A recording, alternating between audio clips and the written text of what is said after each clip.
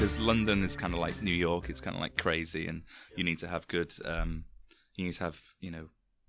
good self-control in order to kind of get through the months. Whereas I'm not sure if I've ever been blessed with that. So LA is more, I don't know, it's easy to keep yourself on a good track, I think.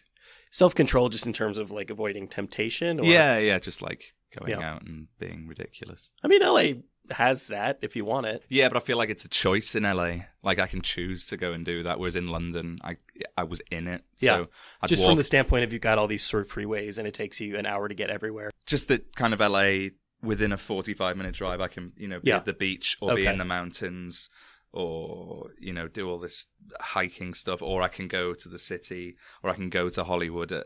Whereas I guess when I was in London, I was living in Shoreditch in the middle of everything. So you have healthy lifestyle alternatives within driving distance. Yeah, probably. Versus just driving to the bar. Well, I didn't have a car in London. I'd just walk out and I'd be in pure mayhem every night. What does a day look like for you? We're usually not at home, waking up on a tour bus somewhere. Yeah. What percentage of the year are you actually like on tour at this point in your life? I mean, is it like half and half now? No, it's more than that. More than that. This year I don't think I've been at home for a cumulative 6 weeks. Really? 7 weeks. So it's more than 80% probably. It's just constant touring? Yeah. But and also, we've been doing a lot of European festivals. So I'd fly over for a weekend's worth of festivals and then I'd just hang around, like I'd stay in London and do other stuff or work or whatever. And then go back out for another weekend. So I could have been at home a lot more if we were kind of as successful in the US as we are in Europe. That's sort of one of the major downsides of moving not just to the United States, but that coast of the United States. The vast majority of your fan base is still in Europe at this point. It's a long old trek. Does this sort of give you the opportunity to, though, kind of plant some seeds or in terms of spreading the gospel of the band? I think so, yeah. I mean, I think it's been really helpful, me kind of being in LA in terms of meeting people and things like that, as well as kind of inspiration and working with others and stuff. And yeah, I've kind of started up this new project, which is very much going to be like born from within LA and growing out that way rather than the Wombats that was kind of Liverpool and London and stuff. But yeah, I wouldn't change it for the world and, get a few air miles out of it, so it's okay. Does that have a discernible impact on the music that you're making? I mean, this project that you're working on now, is it vastly different from the Wombats? Well, trying to make it is vastly different, but it's always going to be kind of Wombatsy, isn't it? No, we just had a few songs left over from this fourth album, which people liked. And I was like, well, they didn't make it on there, so I was like, well, let's do something. And then with my time off in between festivals, I've just been working more and writing and getting it all together. How do you ensure though that it is different? I mean, if the starting point is the same, if these were songs that were written specifically for that band, how do you go in a different direction with them? I kind of see it all a lot simpler than that, really. I mean, I like pop songs and I write kind of alternative pop songs with bizarre lyrics sometimes, and however I want to dress them up however we, the Wombats, want to dress them up is how we do it. So, are they in a pretty raw form when you bring them to the band? For the first two albums they were, I just like kind of turn up and play, and then on the third album, Dan and Tord would send me tracks, and then I'd write to that, and then on this fourth album, 70% was written in LA, and then 30% was in Oslo, where we all kind of like sat in a room and hashed it out. Yeah, so every album's kind of been different. It seems like you're in a good place at this point, obviously both like literally in terms of being in Los Angeles where it's sunny all the goddamn time and, being in a relationship. And does that have an impact on your songwriting? I think so, yeah, because, I don't know, getting married and, having a full-time partner who is as nuts as mine is in a brilliant way. How so? She's a fiery character. Yeah. Is she an artist as well? No. She was a hotelier. She worked in like five diamonds hotels in Chicago and then Beverly Hills, and then she's a dog mum now. Dog mum. Writing a breakup song or a song about love or loss or despair, all these things, is it a little bit harder when you're just genuinely happy? No, because within relationships, I think there's always that push and pull. So I just kind of go off that a bit more now. I suspect that it's harder to write something like a love song and not fall into cliches when you are kind of living through some of those cliches. Yeah, I don't know. It's always kind of constantly kind of barking up the same tree, but just trying to alter the bark occasionally and try and say something that a million people have said before, but in a slightly different way that connects with people. I mean, obviously, like, you often need distance between yourself and a subject to kind of write about it in a really objective way. And I find that a lot of people end up sort of gravitating towards the same time period. I mean, are you kind of pulling from similar places in terms of that inspiration? Yeah, I think so. I mean, for me, I used to like purposely fuck my life up in order to get a song out of it. Do you have like a concrete example of that? You were putting yourself in positions? Yeah, just trying to kind of make my life as uncomfortable as possible in order to get the juice needed for a great song. So there was a song called Techno Fan on the second album, which was kind of a big single for us in the UK, and I really didn't want to go out one night, and my girlfriend at the time and all her friends were going to this minimal techno nightclub, and it was just when this drug called mephedrone had started kicking off, which was like a plant. It was like a plant pesticide or something, and then everyone in London started, hoovering it and got some high. I didn't do it, but I had the worst night in this minimal techno club. But then the song came out of it, so it works kind of 5% of the time. So when it does work, it's worth it. I mean, when but I don't do it anymore. Try and take a much more laid back approach to writing. You can really end up down some rabbit holes. I know you're sort of dealing with depression at a certain point as well. Were you seeing a therapist at the time? I've been seeing in and out of therapy for a decade. Yeah. So when you're having a conversation with a therapist about songwriting and you tell them that you're like basically fucking your life up to write songs, what's the reaction to that? I don't know. I don't know if I would. I probably didn't take their reaction seriously. Yeah. But yeah, I remember one guy in London, David. Yeah, he would just laugh at me. Really, say, "Do you think that's a good idea?" And I went, "No," but I still do it anyway. There is this kind of romantic sense of depression or misery being the root of making great art. Mm-hmm. And I've talked to a lot of artists about this, about sort of the concern of turning their life around or getting medicated, or maybe sort of getting to that point where it will be a lot more difficult to come up with something sort of heartfelt and genuine if you're in a better place. Yeah. It's a big question. Yeah. I wouldn't really know where to start. Have you medicated before? Yeah. Was it something you were sort of afraid to do? Because I know, like, especially, I think it's gotten better. I think like antidepressants have gotten better over the past couple of decades, but especially like the 90s, maybe the early aughts, when they first really started becoming popular, there was this concern that you were the highs as well as the lows. Yeah. What was it? I mean, when I started taking citalopram in 2006, which was, I think it's called Celexa here. Yeah. That fucked me up, because that was I could just tell, because the songs that were coming out were just not as good as they should have been, and like everyone from my family to the band to the label kind of knew that. And as soon as I stopped taking it, it was a lot better. When you were in that, though, were you able to see that they weren't as good? No, I didn't. No. I mean, that's a tough spot when like everyone, literally everybody in your life and everybody you're bouncing off of is telling you that they're just not there anymore. Yeah, so I do think that, being happy and content probably isn't the most conducive to creating anything that's really going to kind of stay the course. Did you switch medication based largely on the fact that like you were just kind of writing shitty songs? No, I was just kind of done with it, because the whole first album was just such a blur.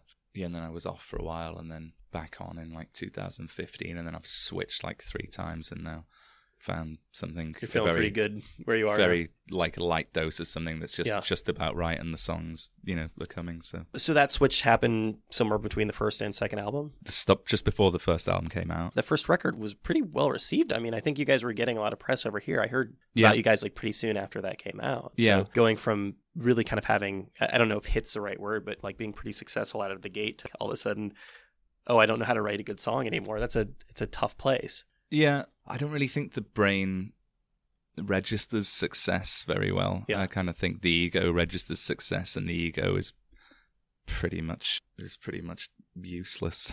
How do you register success, though? I mean, how can you tell whether an album was well received? How can you tell if the band's sort of on the right path? The shows, really. Just seeing people's reaction. And for some reason, with this fourth album, I kind of felt like I was just extremely proud of it from the word go, which I wasn't about the second or third, but I was about the first. What's the big difference when you look at the first one versus the next two? Just the kind of innocence behind it, and then as soon as you have some success, then there's all, our label at the time were very heavily involved, and it then became rather, writing a song to demoing it to recording it, yeah. It then became this whole kind of world of overthinking and just general head fuckery. So the first record, there were no expectations at all. No. That's the big difference, is everybody sort of like all of the different cooks. I guess so. And also, on the second and third albums, I had expectations. Yeah. Whereas I didn't really think like that with this one. Were you going out of your way to switch it up sonically? Again, you had a success kind of out of the gate with the first record. So was the impulse to keep it as close as possible, or to go in a completely different direction? I think that kind of we weren't getting the required buzz from guitars anymore. So the second album, was a lot more synth driven. And you mean from the standpoint of almost doing a new drug, where you just weren't getting high off of? Yeah, kind of. I don't know. It was just when we got into a band scenario and started playing, it just wasn't we were just much more excited about electronic music and things like that. It was what you guys were listening to at the time? Yeah, maybe a little bit more. And also we were kind of put in this kind of indie rock bracket in the UK, which we were kind of, didn't really feel that comfortable in. So I guess there was a need to kind of try and prove that we could do other stuff. And then there was just logistical kind of things, like writing a song on a piano is actually kind of much more enjoyable than writing it on a guitar, because you've got two hands and you can do melody and chords at the same time. Yeah. It's just a kind of straightforward logistical thing, I guess. Does that change up the songwriting a bit as well when you're changing the instruments like that? When you're writing something on a guitar versus piano, does the song come out differently? So, sometimes. I mean, I don't know. I remember, is it Mick Jagger? He said, if you write a song on an acoustic guitar, it's going to be a ballad. But I don't know. Yeah. When I'm writing, I'm not really thinking about what it's sounding like in the enclosed environment, or it's more about okay, I can see what kind of song I want this to be, and then whatever's happening down here doesn't matter, if that makes sense. You're very happy about the first record. It does really well. The next two, maybe weren't quite what you were hoping for. I mean, is that sort of a time to do some introspection and figure out the way forward for the band? It wasn't that I was still happy with them. I was still extremely proud of them, and some of them have, especially the second album and some songs from the third were far more successful for us, but it was just that kind of innate feeling about them that I was could have done better. Maybe if I'd have just chilled out a bit, it could have been better. If you had taken a little more time between the albums? Well, no, not more time, just if I'd have approached it in a different way. How do you sort of get back to that original feeling from the first record? I mean, it sounds like you've been able to capture it to some degree on the new one. Yeah, remove expectations and kind of enjoy the process, because that's all I can really do. I don't really have any choice. I don't really have much of a say in the matter as to how it's received or what kind of stuff happens afterwards. Whose expectations are you removing? Other people's expectations of myself. Of kind of holding yourself up and working on the record without external interference? Just I've been a kind of problematic people pleaser all my life. And so there were times where it felt like I was trying to write songs that would get past other people's expectations of what we should be doing.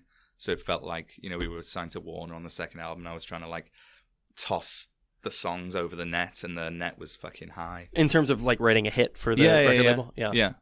And I like hits. Hits are fun. So yeah. But then I realized that doing that just doesn't really result in hits most of the time. So what's that process like when you sort of sit down and you're like, all right, I'm going to write a big hit single today? It's never a big hit single. Yeah. What is the in terms of actually formulating a song, how is that different? Are you actually actively listening to what popular right now? How do you approach it differently? I guess I guess there would be times where I'd be trying to write, something that was extremely catchy, and on the really terrible songs write a lyric that's dumb enough for everyone to to enjoy, but then, you know, I shortly realized that, you know, it's got to resonate within, you know, me, and when it resonates within me a lot, then it's usually good. Were you able to take any time off before the new record? I mean, it seems like you guys have been just pretty constantly working. No, not really. Yeah. No, we haven't really had much time off, I don't think. Do you feel like you're going to be able to do that at some point, or are you concerned about losing momentum? I kind of want to just crack on to like album 7 or whatever and just pull my head out of the clouds and see where the land lies, really. So we'll meet back here in like 2025 and you can tell me about the vacation that you finally took. But I think, you know, this 4th album, the way we've set it up and how it's more of a collaborative process, that's it's much easier now and there's less stress on me and there's less, you know, I'm not dragging myself into a studio from 9 to 5 and just plowing away regardless of whether I'm inspired or not. It's kind of a lot more bouncy and vibey now, and I think in that respect it doesn't seem that much of a, you know, writing an album doesn't feel like a huge deal anymore. In terms of you're not taking the entire burden of the album on yourself, yeah. Was it a little more dictatorial in the past? Were you? Yeah, the first, second, and 80% of the third album was, you know, mainly me, and they did want to write with me and stuff, but I'd always kind of push it away, and there's a bit of ego involved there, and then I guess at some point you kind of just stop.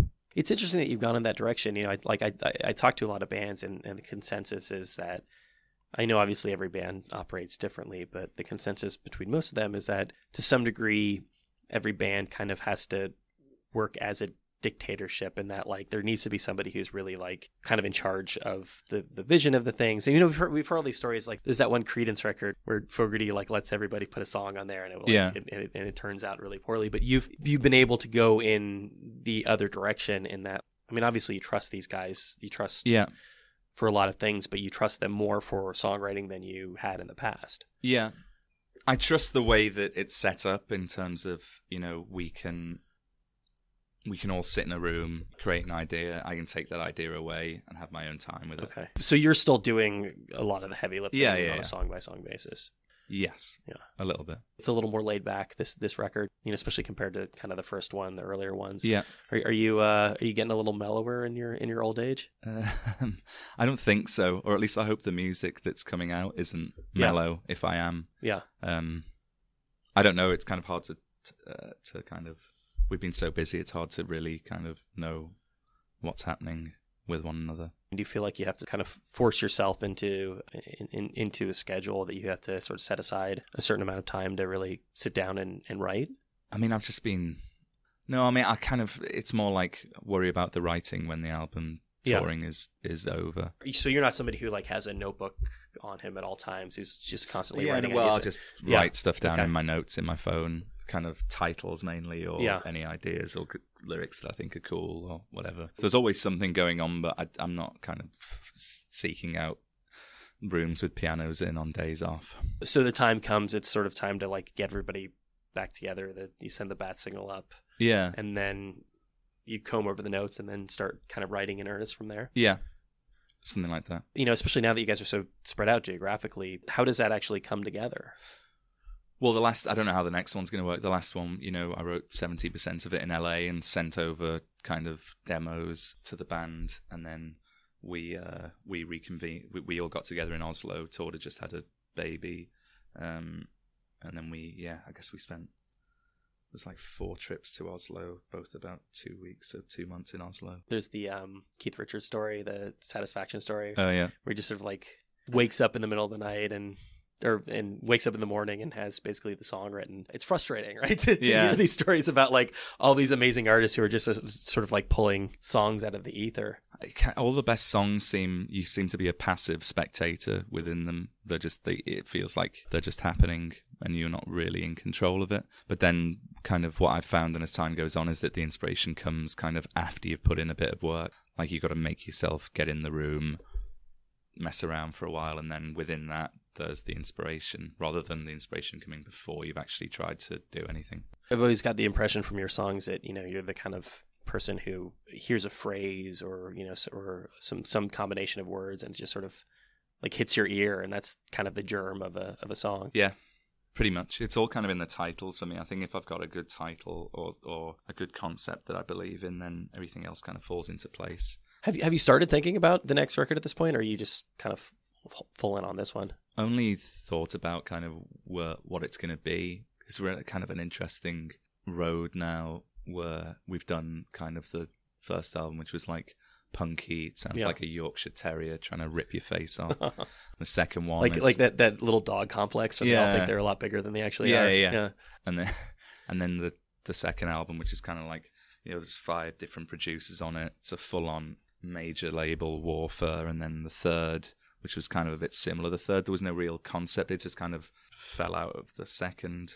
And then this one, I was like, we can't do another like synth pop rock album. Like, just don't want to do that. And so I was really annoying in the studio, just trying to, make sure that we did something that was organic, mainly, analog recording, no fancy production wizardry, no, just great songs, tastefully produced. Let's see if people like them. It was still born in the studio? But I suppose that thought process was happening before we actually got to London and collated everything and started recording. So that we would, I was demoing in LA and we were demoing in Oslo, but we all scrapped all that and re-recorded everything in London. You need to start from an idea, like a sort of an abstract concept of what the record is going to sound like, or at least how it's going to come together. Yeah, sometimes.